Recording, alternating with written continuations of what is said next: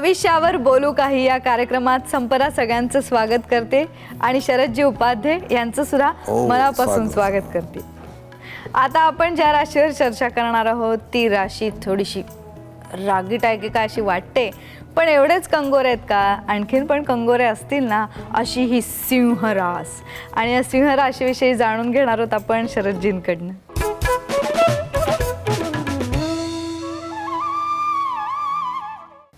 नावातच एकदम भारदस्तपणा आहे, भारदस्तपणा, डरकाळ्या आहेत असा हा जंगलाचा राजा। राशीचं नाव जेव्हा पडतं सिंह, तेव्हा तिचं स्वरूप काय? सिंह हा वनराजा आहे, मान्य आहे, पण मनुष्यामध्ये तू असं नाव ऐकलं, नरसिंह सरस्वती। नरसिंह सरस्वती म्हणजे ज्यांनी लहानपणी संन्यास घेतला, ग्राह्य संन्यास बाळपणी तरी संन्यास घेतला। नर करणी करे तो नर का नारायण बन जाय, तर ते नरसिंह झाले। षड्रिपूंना जिंकणं ही लढाई सोपी नाही आहे। ती षड्रिपूंची लढाई जिंकली त्यांनी। सांचा की जे नाश त्यास बोलीचे संन्यास, असे ते नरसिंह झाले। पण नुसत्या डरकाळ्या फोडणं पाशवी हे काय माणसाचं काम नाही, मग ते सरस्वती पण झाले। पुरुषार्थ गाजवून, सगळ्या भावना काबूत ठेवून, अहंकार जिंकून मनुष्य योनीला आल्याचं चीज केलं त्यांनी। 8व्या वर्षी संन्यास घेतला आणि अप्रतिम प्रकारचे सगळं विद्यार्थी तयार केले। ओघवती वाणी, इतके नरसिंह सरस्वतींचं रूप सुंदर आहे। फक्त एक छाटी हातात, एक पांघरायला आणि एक कमंडलू दंड, पण तेज एवढं आहे महाराजांचं। आणि मग अनंतकोटी ब्रह्मांडाचे नायक ते, तर त्यांनी काय सांगितलंय की पुरुषाच्या मनुष्याच्या योनीला येऊन असं कर्तृत्व गाजवा, सामान्य लढ्या कोणी जिंकेल, आतले षड्रिपू जिंका। म्हणून ते संत सांगतात, ग्रहांची शांती करत बसू नका, दुरीचे उपसर्ग दूर असती परी जवळीला घाता प्रवर्तती। ते निवडूनही सांगतो निश्चिती, त्यांची शांती आधी कीजे, काम क्रोध मद मोह दंभ मत्सर। किती अवघड आहे ना, एक जिंकावा तर दुसरा बाहेर पडतो। हे षड्रिपू ताब्यात ठेवून, अहम जिंकून, ओघवत्या वाणीने समाजाला सुधारण्याचं कार्य करणारे, सरस्वतीची देणगी लाभलेले पण नरसिंह सिंहासारखे असलेले ताकदवान, एकीकडे पुरुषार्थाचं स्वरूप आहे, एकीकडे शांत सरस्वतीचं स्वरूप आहे। फार गोड आहे पुरुषाचं वर्णन आहे। म्हणून सिंह राशीवर जन्म घेतलेल्या माणसांमध्ये निसर्गता कल संयमाकडे असतो। सिंह राशी हृदयावर पडते, ही लोक नाना तऱ्हेची अशी टेन्शन ठेवतात, आपलं स्टेटस, आपलं पोझिशन, मग पटकन अपमान वगैरे झाला की राग येतो, पॉल्पिटेशन वाढतं आणि सगळ्यात म्हणजे फार तरुण वयात पाठीच्या कण्याचा त्रास सुरू होतो। सिंह म्हटल्यानंतर म्हणजे म्हणून मी तुला म्हटलं, तू असे लोक भेटले ना, तुम्हाला पाठीच्या कण्याचा त्रास आहे का, तो पायात धरतो आणि मग लक्षात येतं पाठीचा कणा आणि हृदयाचाही त्रास यांच्या स्वभावामुळे होतो। म्हणून तुम्ही सिंह तसे सरस्वती पण व्हा, परांतराचे लागे धक्कायचे वर्तो नये, तर तेवढी जरा काळजी घ्यावी। मग तू विचारशील सिंहेचे लोक कसे आहेत? चारित्र्य संपन्न आहेत, तेजपुंज आहेत, तत्वाला मुरड घालणार नाहीत कधी, संयमी पण आहेत, पण बहुजन समाजामध्ये मिळून मिसळून एक लोकप्रियता मिळते, ती सिंहेकडे नाही।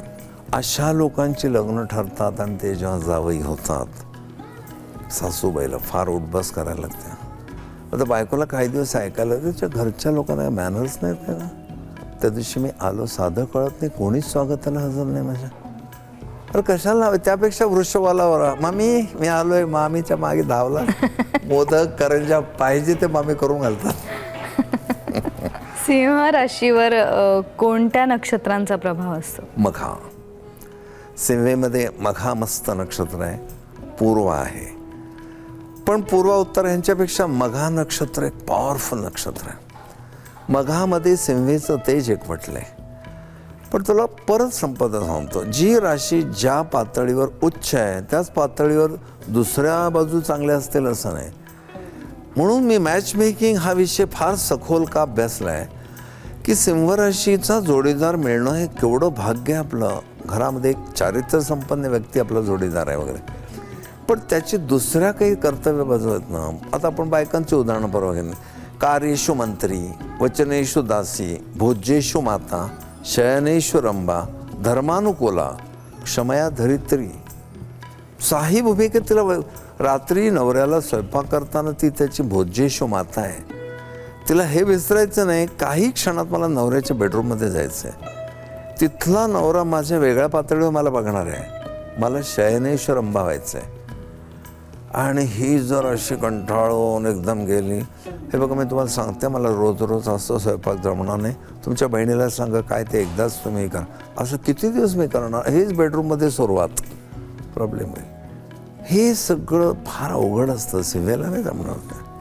आणि जर कुठे जोडीदार कमी पडला वागण्यात वगैरे, किंवा नवऱ्याबरोबर ती कुठे गेली आणि नाही त्याला नवऱ्याचं वागणं आवडलं, तर ते म्हणजे का तुम्हाला एवढं समजत नाही बायकांची, एवढं कशाला बोलायला पाहिजे तुम्हाला, मला मैत्रिणी हसतात, असा पण प्रॉब्लेम होऊ शकतो. म्हणून एक नवरा बायकोला म्हणाला की उशीर झाला ग, का तुझी ती मैत्रीण भेटली ग, अगदी चुंबक आहे ती, म्हणे तुम्ही लोखंड का झालात, ती त्यांनी वाजवलं त्याला. ह्या वर्णनावरून आपल्याला असं लक्षात येतं, सिंहराशीच्या पुरुषाच्या किंवा स्त्रीच्या पसंतीला उतरणं कठीण. या राशीचा आपल्या शरीराच्या अवयवावर कुठल्या याला रोगाला बळी पडू शकतो? रोगाला बळी पडणे म्हणण्यापेक्षा अवयव आहे हृदय. केवढं नाजूक इंद्रिय आहे. पाठीचा कणा आहे. स्पायनल कॉर्ड तोळेच्या अंमलाखाली येतो, पण पाठीचा कणा व्हर्टेब्रल कॉलम हा सिंवेच्या अंमलाखाली येतो.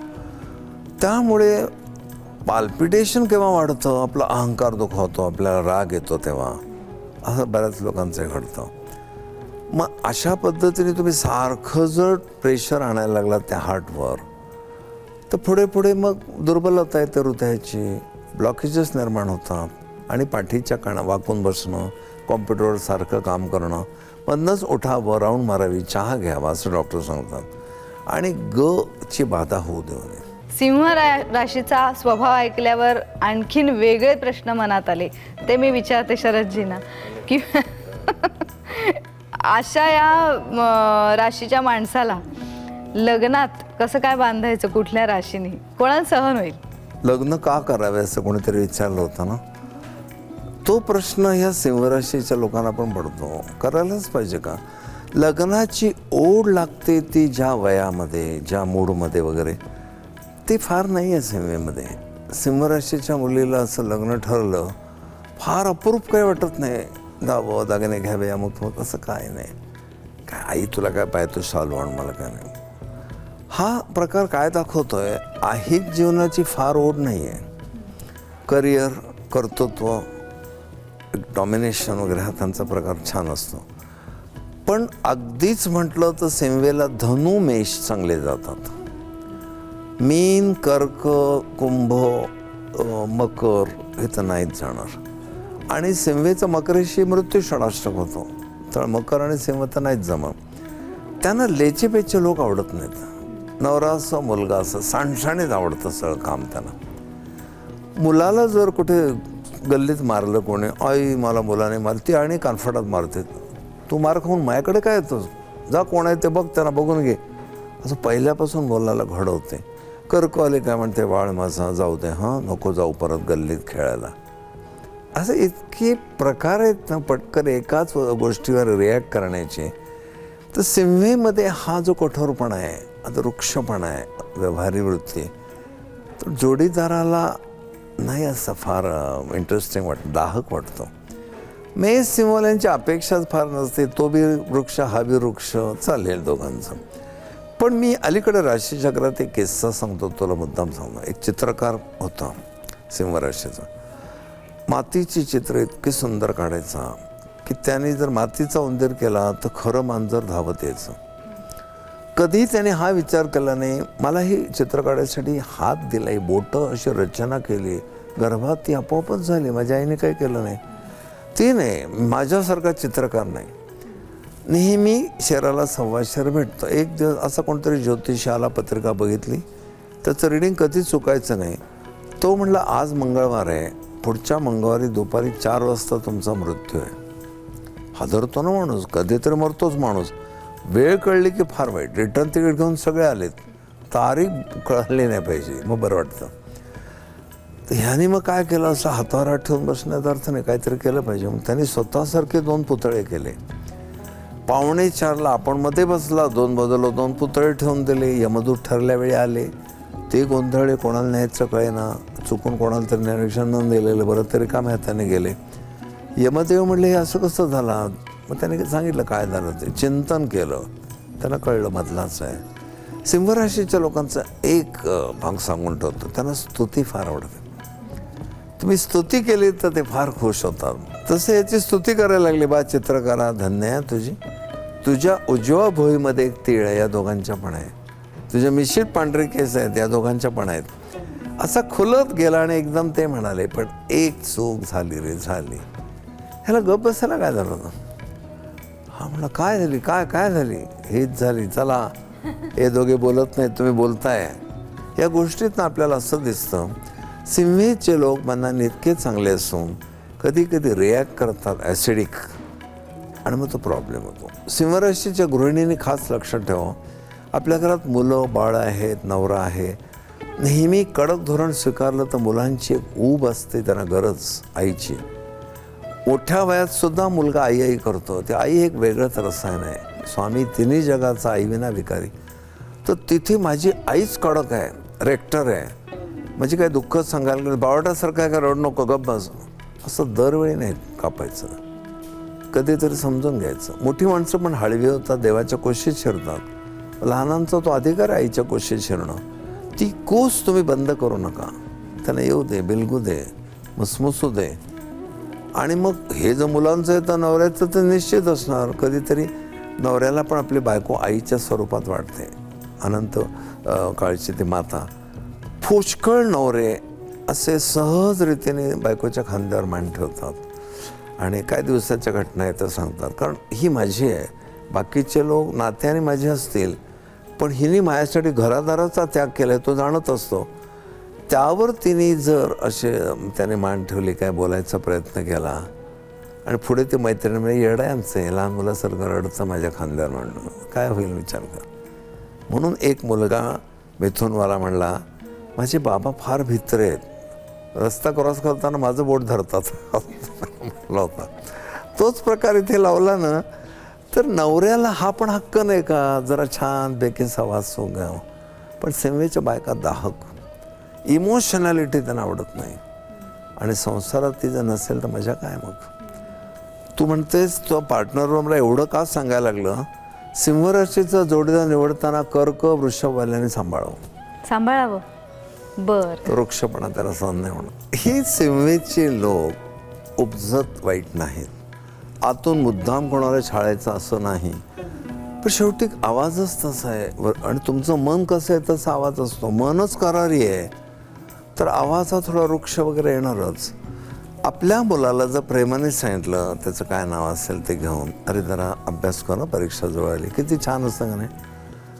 हमाली करायची आहे का तुला, नाहीतर मग अभ्यासाला बस. अरे ते पोरावर परिणाम किती होईल ना तेवढ्या या गोष्टीचा. तर तुम्ही त्याचं वय विचारात घ्या, त्याची मानसिकता विचारात घ्या. नवरा कधी कधी थकून आला तर पुष्कळ नवऱ्यांची सवय असते, बुटबीट काढे थोडा वेळ तरी असं बसायचं. तर ती बोलणं नाही, पण नजरेतनं जाणवतं. काय जगात एकटेच नोकरी करता का तुम्ही, फ्रेश व्हायचं सोडून हे काय चाललंय असं नजरेतच येतं. जेव्हा कळतं ना इथे काही ऊब नाही आहे, दाहकपणा आहे सगळा. म्हणून मी एक उदाहरण दिलेलं तुला आठवत असेल की बायका दिवाळीला करंज्या करतात आणि त्या नवऱ्याला खायला देतात, तर त्या कशा वागतात. तर वृषभ राशीच्या बायका खूप रसिक असतात. त्या करंजी तळून काढतात, नवऱ्याचं नाव असेल ते लिहितात हिरव्या रंगाने, चांदी लावतात डेकोरेशन करून, त्याला असं छान खायला देतात. मेष सिंहवाल्या आधी नाव लिहितात मग तळ्याला सोडतात. ह्या एका गोष्टीला काय मुद्दाम त्यांनी केलं असेल. अरे पण नवऱ्याचं नाव लिहिली करंजी तळ्याला सोडते, तिच्या लक्षात पण येत नाही ते. ह्या कृतीवरनं तो जो बघत असेल त्याला काय वाटेल ना, असं तळता येत नाही मग असं तळता येते. हा प्रकार पाहिला तर कधी कधी वाईट वाटतं की आपल्या घरामध्ये इतकं हार्श असू नये. बाहेर तुम्ही राहा कडक, मुलींनी आजसुद्धा बाहेर खूप सांभाळावं स्वतःला नीट राहून. पण घरी आल्यावर मी नेहमी सांगतो ना, चपला आणि काळज्या कशा दरवाज्यात काढाव्या, हसतमुखाने आत यावं. वातावरणच बदललं पाहिजे, आणि ते गृहिणीचं मुख्य कार्य आहे. पुरुष वैतागुणाला काय बडबडत आहे, पुरुषांची सवय असते, पण स्त्री आई आहे, बहीण आहे, बहिणी आहे, पत्नी तर आहेच. खूप अपेक्षा असते त्यांना सॉफ्ट बोलण्याची. सॉफ्ट म्हणजे त्या कमकुवत असं नव्हे, पण स्त्री म्हणजेच माधुर्य, स्त्री म्हणजेच ऐश्वर, स्त्री म्हणजेच मोहकथा, हळुवारपणा. तो एवढा मोठा गुण सेवेने गमावला आहे. मग तुम्ही लग्नाच्या मुलामुलींना हे आवर्जून सांगा, या जोडीदाराकडून मृदुतेची अपेक्षा करू नका. पण रवी त्याचा मालक असल्यामुळे एक तेजस्वी आहे ही व्यक्ती. मग अशी तेजस्वी अग्नी पण रसरशीत असतो. केवढा तेजस्वी अग्नी, जरा जवळ घेऊ. जाळून टाकेल. पण अशी व्यक्ती व्यवसाय कोणता निवडू शकते? व्यवसायामध्ये जिथे करारीपणाची आवश्यकता असते, युनिव्हर्सिटीचे चान्सलर, एखाद्या इन्स्टिट्यूटचे प्रमुख, जिथे प्रामाणिकपणाची खूप गरज आहे, पैशाचे वगैरे व्यवहार आहेत, तिथे हे लोक मुख्य असतील. जिथे एकाच्या हुकमावर अनेक गोष्टी घडतात, इव्हन असे एक्झिक्युटिव्ह फील्डमधले लोक पण येतील, मॅनेजिंग डायरेक्टर्स असतील एखाद्या कंपनीचे, या संबंधाचा मेन कोण आहे तो, ते काय करतील, त्यांची डिसिप्लिन, त्यांची शिस्त, स्वतः वेळेवर येणं, स्टाफला तशी सवय लावणं, हे सगळं घडेल. सिंहवाल्याचं कामाशी काम मतलब आणि वेळेवर सुरू व्हायला पाहिजे. आणि हंटर हातात. हंटर असेलच असं नाही, असला तर फटका होणार नाही. मेंढ्यांना न्यायला धनगर तुरकाटी फक्त हातात धरतो, मारत नाही त्यांना, असं साईडला करतो. तसं आहे. आडमार्गी पावलं पडता, सांभाळून मार्गावरी आणता. म्हणजे सिंह राशीच्या माणसाच्या आजूबाजूच्याने जास्त परफेक्ट. तुरकाटीकडे लक्ष ठेवावं, बाजूला घेतात. आणि दुसरा सिंह उभा राहिला समोर तर हां, मग काय होईल मी तुला सांगतो. नवरा बायको दोघेही सिंह राशीचे होते. लग्न झालं, काय होतात नवरा बायकोंची भांडणं. एक दिवस भांडण झालं, कोणी पडतं नमतं घ्यायचं. पडतं नमतं घेणं सिंहाला मंजूर नाही. माझा दोष नाही, मी पडतं नमतं घेणार नाही. कोणीच बोलले ना. 10 दिवस झाले. 11व्या दिवशी त्याला टूरवर जायचं. बायकोशी तो बोलायचं नाही. पहाटे लवकर उठायचं, जाग येईल गॅरंटी नाही. बायकोला चिठ्ठी लिहून ठेवली, पहाटे 4 वाजता उठवणे. चिठ्ठी ठेवून दिली, तिला दिसेल अशी. ह्याला जागाली 7ला, बायको तर झोपलेली आहे, पण ह्याच्या बेडवर चिठ्ठी होती, 4 वाजलेले आहेत, उठणे. आता असा संसार होतो का कधी? हा भाग. दोघे सिंहवाले आले, घरात मेंढरं झालीच सगळी. या एवढ्या तामसी किंवा एवढा आग करारी किंवा किंबहुना थोडंसं आग ओकणारं, वृक्ष वाटणारं असं व्यक्तिमत्व, याला कुठल्या रत्नाची मदत होऊ शकेल? सॉफ्ट थोडी रत्न जर दिली, मूनस्टोन आहेत, मोती आहेत, पाचसू आहे, तर त्यांना हीट कमी होण्याकडे त्यांचा मदत होईल. पण पाठदुखीचा त्रास जो मी तुला सांगितला ह्याच्याबद्दल, त्याला पोळ्याने सुद्धा ह्याचे पाठीच्या कण्याचे जे त्रास होतात, मसल्स वगैरे दुखणं, पोळ्याने खूप ते आटोक्यात येतं. तर सांधेदुखी विशेष करून मकर राशीच्या लोकांना सल्ल्याशिवाय सुद्धा मी पोळं वापरा का सांगतो, तर हा भाग त्यांचा आखडतो नेहमी, गुडघ्याचा. पोळं वापरल्यावर कुठेतरी त्या पिवळ्या रंगाने बॅलन्स राहतात, मेडिकल ॲस्ट्रोलॉजीप्रमाणे. म्हणजे अशा व्यक्तीला पोळं जवळ करू शकतात. पण करू शकतो. बदल करायचा असेल तर मोती पाचू छान, थोडी हीट कमी होते. आज इथेच थांबूया.